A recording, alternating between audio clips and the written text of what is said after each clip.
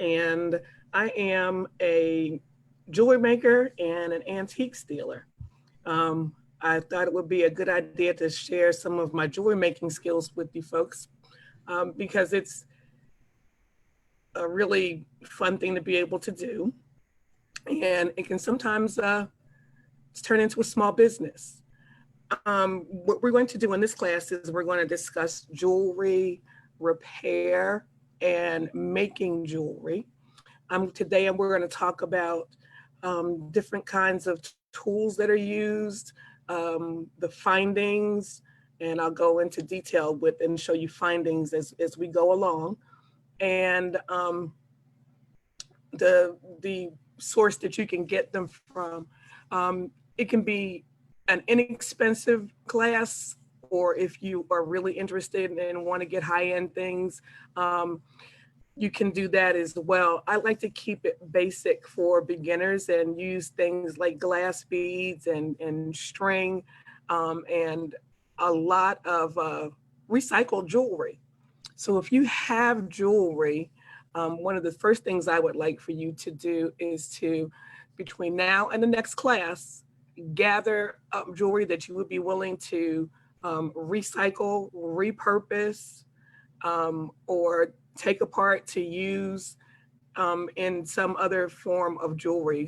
Say turn a necklace into a bracelet into a pendant, those kinds of things that we'll be able to do.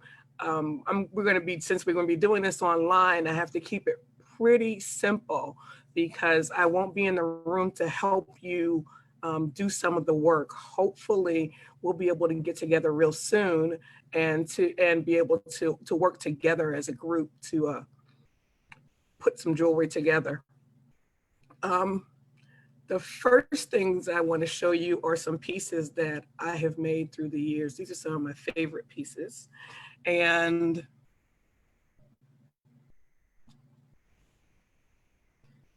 this one, if you can see it, it's a piece of onyx, a loose piece of onyx beads, some amber beads that when I first did them, they were not hard to find. They were not expensive, but the price has gone up. But that doesn't stop us from using glass stone that's colored in these colors. It can be more economical, and you can get the same lovely effect as you would with the natural stone. But I'm also going to show you more natural stone because you may have natural stone in your jewelry and not even realize it. I know we all have pearl necklaces. To get this other one. We all have pearl necklaces that we have, and sometimes we wonder if they're real or if they're not. I like to work with both. I like to work with glass beads, and my favorite are the freshwater pearls. To give you an example of freshwater pearls, the lighter purple that you see, I don't even know if it's coming up purple, but these are the freshwater pearls. So you may be able to go through your jewelry chest and find something that looks like that. More than likely, you'll go through my jewelry chest and you'll find a whole collection of these. These are glass beads. So these are beads that are made with glass, and they look like perfectly round pearls.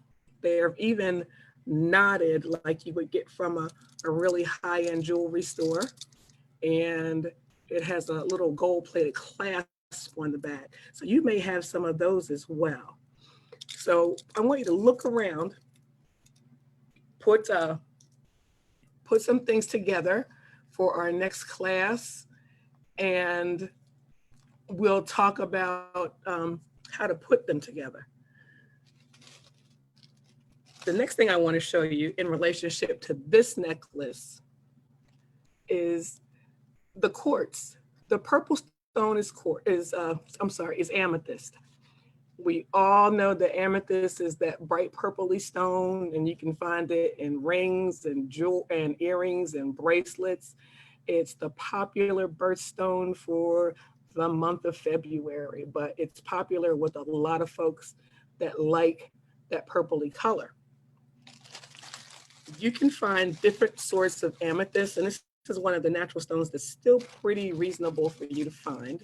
And you may be able to find it at places like, for right now, we're going to use Walmart as our source for getting supplies, because as you begin, you need to try out quite a few of the tools, and they're less expensive at Walmart. And as you go along in your journey as a jewelry maker, you will find that you will need other tools, but it's better to kind of test drive the basics first so that you don't waste money on high-end tools. So right now, we're going low budget to make sure that we get the right tool for the right field. So this is amethyst, this purpley stone. And this is amethyst. Let's see how I can get you to see it. This is raw amethyst. So that's how it comes out of the ground. And it's amethyst. That's how it comes out of the ground. You can see the purple. And you can see the stripes in it. And this is quartz. Quartz is that kind of white stone that you see sometimes in jewelry. That's another inexpensive stone that you might be able to pick up at Walmart and make jewelry out of. I would say that when you find a stone that you like, whether it be glass bead, whether it be seeds, whether it be the stones that we've looked at, that you get enough, gathered together enough to do your entire project. You don't want to start a project with not enough equipment or not enough stones, and you run out, because they may still have them, but they may not necessarily be the same quality, color, dye lot, or size. So you want to make sure that you have all your size stones that you would like when you start out. Some of the stones that I've had, probably the best place to go locally for semi-precious stones like freshwater pearls, you might be able to find at Walmart, but Michael's has them, and lots of times they have them on sale where you can get a 40% coupon to use on them. And when you buy them, they come on a card like this. Usually the card is either red, brown, green, or I think it's gold.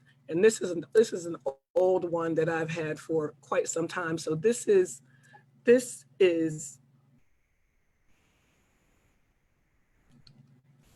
how it comes.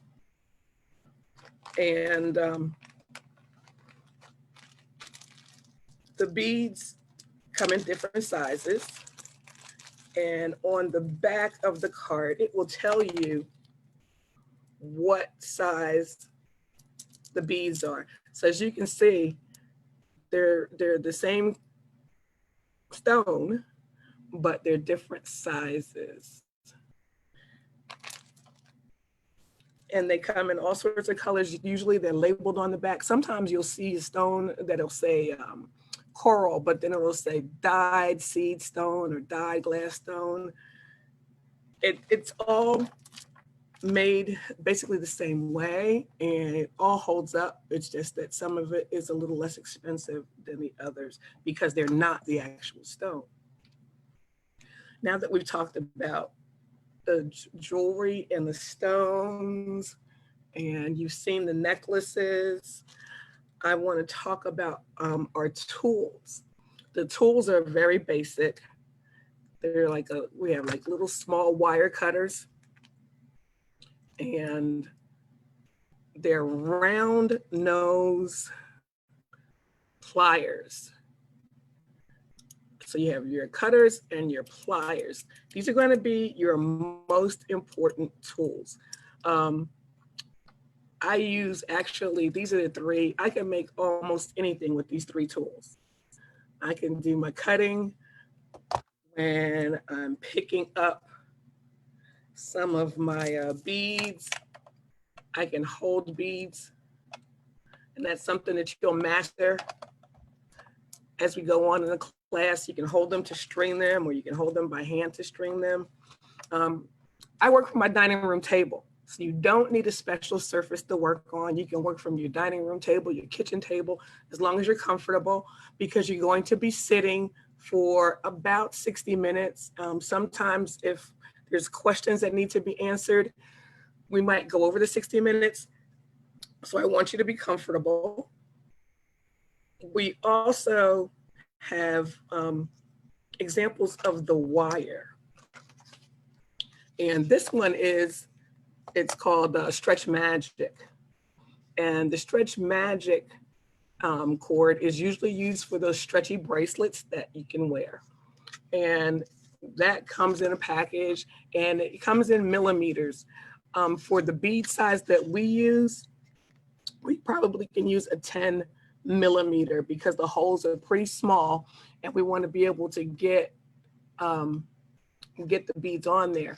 And on this Stretch Magic, it even has lessons that you can practice on knotting after you get your beads on. So it's a nice little card to have for a beginner, so that if you start making your project and you think that you're about done or as done as you want to be, you can look at the back of this and you can knot your project, and you don't have to wait for us. You can go at your own speed. So, and this is also good for jewelry that's broken that you'd like to make a bracelet out of.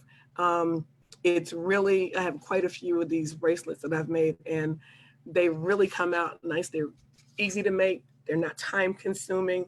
And you use the same tools. Now, I do have one other tool that you really won't need at the beginning, but it's a bent round nose plier, and that helps to put findings on, and I'll show you what findings are. But you can do findings with either one, and I'll show you what I mean. Let me finish with the string, I'm sorry. The other string that I use is bead stringing wire, and it is wire, but it's covered in silver. It's covered in sterling silver. You can get just basic wire. You can get copper wire. They all come on these spools, but you always want to make sure that you have at least a 0.1 milliliter thread, because that thread is going to be small enough to fit through the smallest bead that you can find.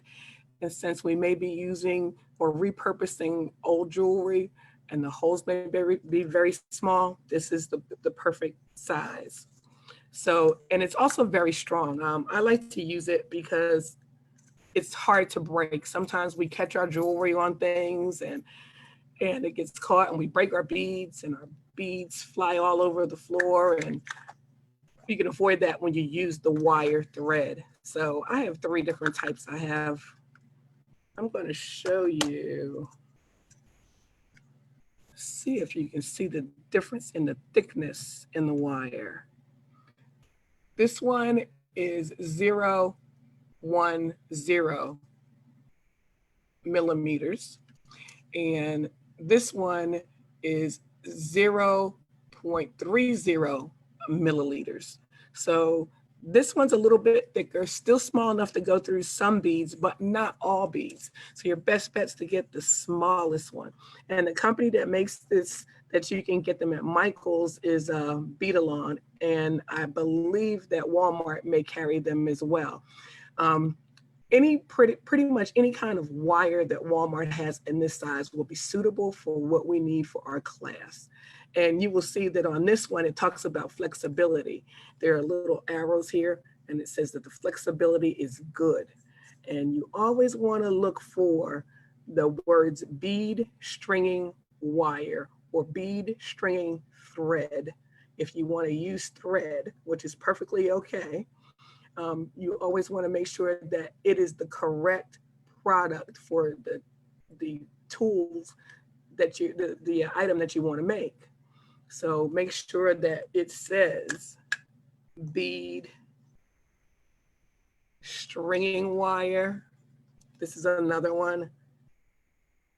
and it's got the flexible sign on it, and it really is pretty flexible. It kind of sort of looks like a fishing line, but it's a lot stronger because it has steel going through it, and then it's got a coating on the outside. So the coating, the inside of it is stainless steel, and the coating on the outside is plastic. Now we can get to the findings. A definition for a finding is any piece of metal, bone, wire that you use to connect beads or pieces of material together to make a necklace, a bracelet, earrings. They're all called findings, and they come in a variety of shapes and sizes, and we're going to go through the shapes and sizes of the findings. As you see these, they're going to become very familiar to you, as they're going to be parts of the jewelry that you already own. Everybody has a finding on their necklace. If you're wearing a bracelet, you have a finding on it, unless it's a stretch bracelet. If you have earrings, the wire, whether it be gold, silver, or steel, is a finding. The earring findings come in a variety of different shapes, hook sizes, posts, screwbacks. That's for our next class. We will concentrate on earrings, but for right now, we're going to look at the findings for necklaces and bracelets. And the first one I'm going to show you is a gold colored finding. This is not gold, this is costume, but you can get it in a pack, and they have them at Walmart. And what it is the clasp for a necklace and the hole that the necklace gets hooked to the clasp in. So you've got both ends of the necklace in here. They're in match sets, and this is called Lobster Clasp because it's kind of got a fat arm like a lobster has. And so this is called a Lobster Clasp. I like this one because it's easy to grab onto.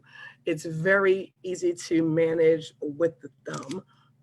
Basically, on all my jewelry, I have a lobster claw. This is a lobster claw on my necklace. It makes it easy for you to get on and off. So this is lobster claw. They come in different thicknesses as well. This is another package, and as you can see, there's a size difference. So for heavier beads, if you have heavy beads, you're going to need a heavier lobster claw. For your smaller beads, you're going to need a smaller lobster claw.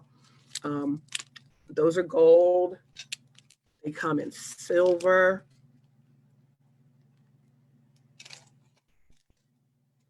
And they come in different sizes in silver as well.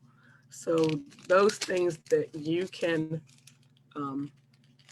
pick up from the store, or you can take them, recycle them from pieces of jewelry that are broken. One of the first things that you can do when you're working on a piece of jewelry is anything that you think that you're not going to reuse, when you take the clasps off, put them in a little empty medicine bottle and start your collection. So you take the hook and the eye, put them together, drop them in when you're taking apart your jewelry. You'd be surprised how many of these things that you can repurpose from pieces of jewelry that you've had for a long time that you said, oh, this is too broken. Nothing's too broken to recycle when you're making your own jewelry or you're designing your own jewelry. When you're doing this, you will find that you will want to use all sorts of things. Some of the other things that we have that findings are a part of.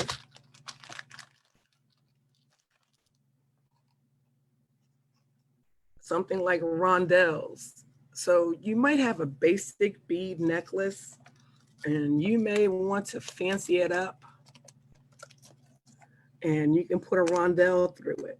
You can usually get, this rondelle has like crystals on it, and they're just like little round teeny weeny rings, and that's a finding that you can use. They can go in between beads, it can go at the end of beads, it can go, it can make up a nice little bracelet with this many findings and beads and beads in between, a nice stretch bracelet. One of my favorite stretch bracelets has little rondelle balls on it with little crystals in it. So that's another example of a finding. I hope you can see that. And when you buy them, they usually come at least 6 pieces to the pack. There is a kit that you can get from Walmart that has everything you need in it. It has findings, it has string, it has beads. If you just want to start off small, that kit is under $20. And I will make I've given the website to Yariana so that she can provide you with that information. And you can take that little kit and some of the jewelry that you have that you want to repurpose and make quite a few items. You can make quite a few items. Beads that I've been working with, I'm sorry, I didn't tell you what they were. These are turquoise. And turquoise is going to be hard to find. If you like colored beads, I would suggest you get glass colored beads, and they come in all different shapes and designs. I wanted to make sure I pointed that out. But you might just want to start working out with the kit first. I've been prepping for our in-person class, so I've had to take everything apart. I'm so sorry. And I'm going to show you another example of findings. And this is when I use my little curve tool. These are findings of, they've got enamel on them. And I'm trying to see how I can show you. So they come in packs like that. And your findings will come in the pack that you buy if you buy the whole kit together.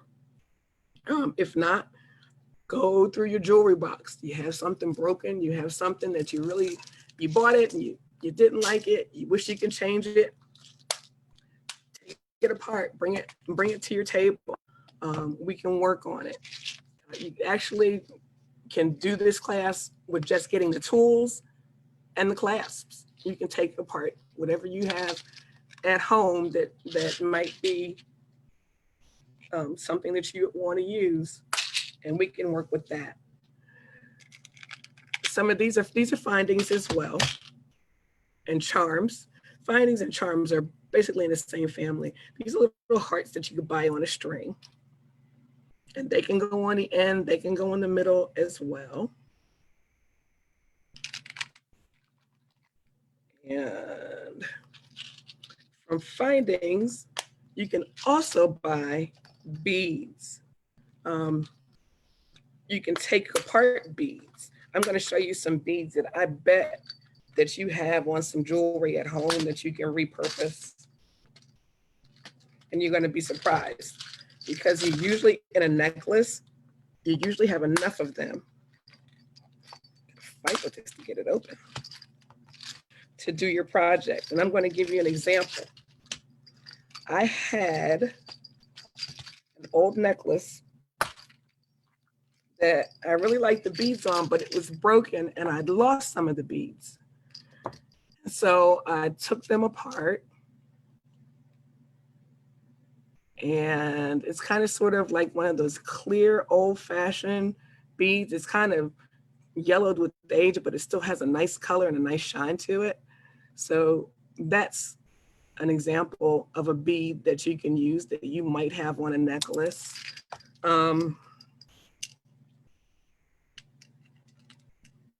The balls, the silver balls that you have on your own necklaces or your bracelets that you want to repurpose.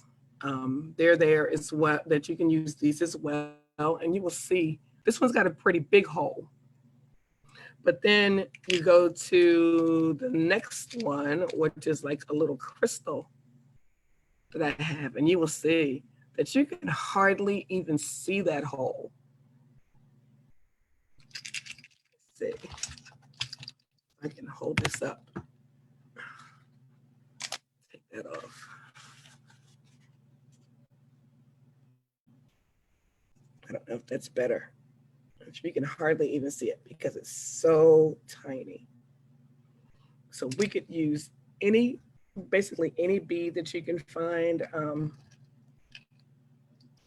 I like this style with it's kind of sort of an etched stone. It looks very pretty with pearls, just a pearl white, or colored stones,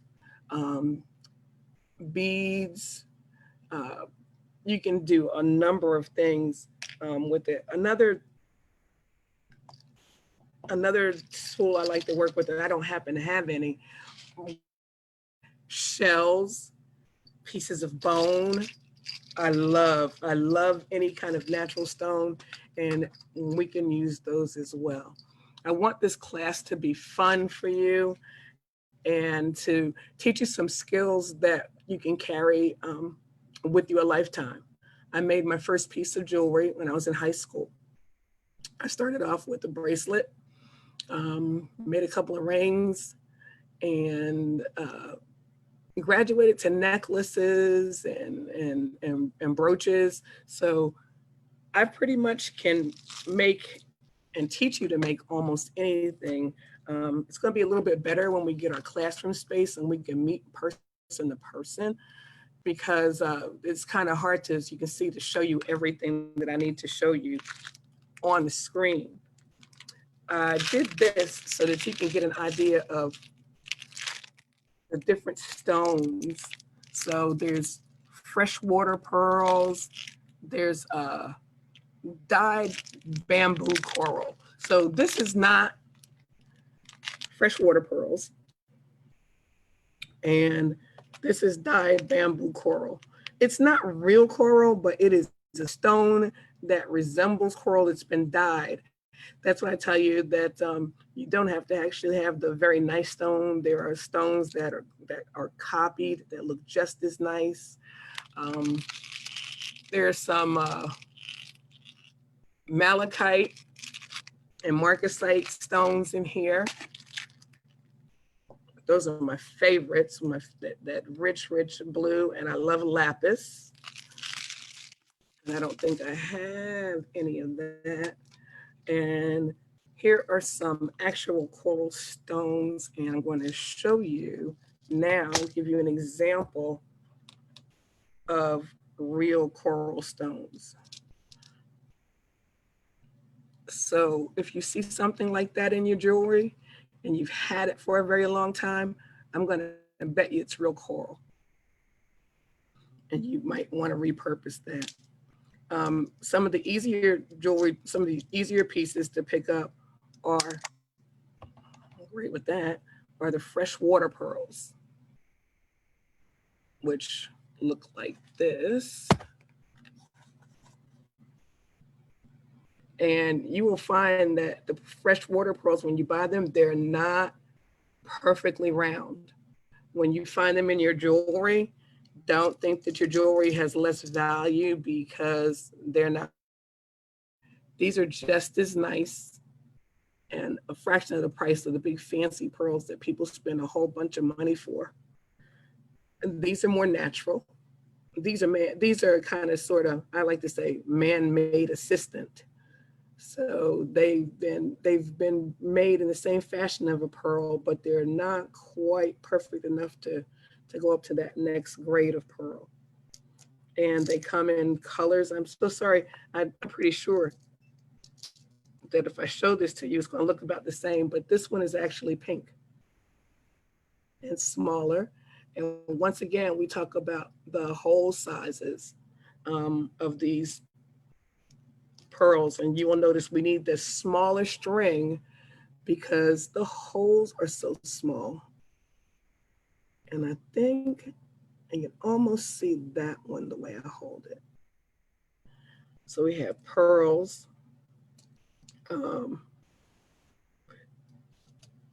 We have adventurine, which is a green stone with little speckles on it. Adventurine comes in a few different colors. This one's solid green. I have another one that's really pretty that is actually green and a coral color together.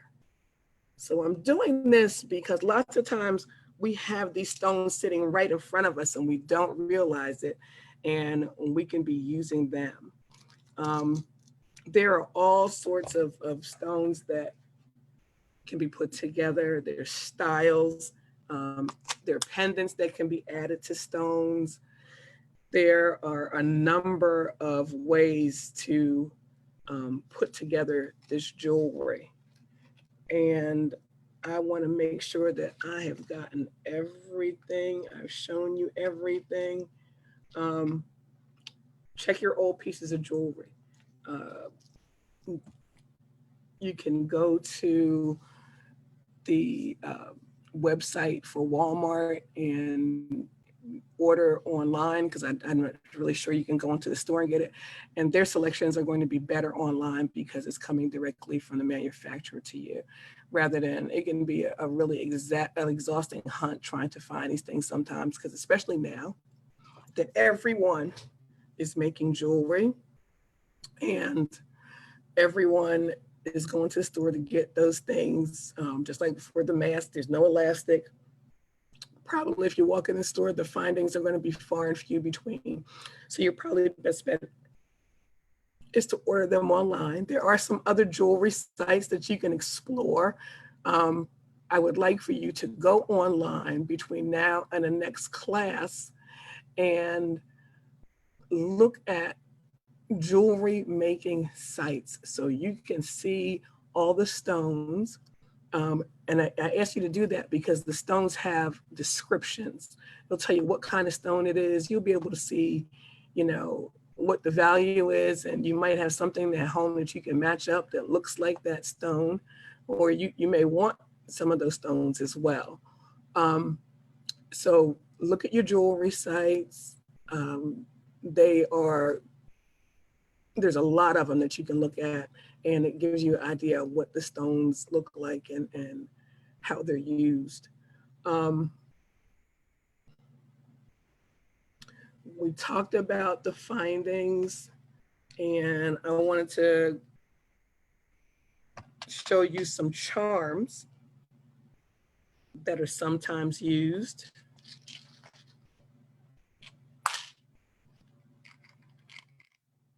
And beads, so beads.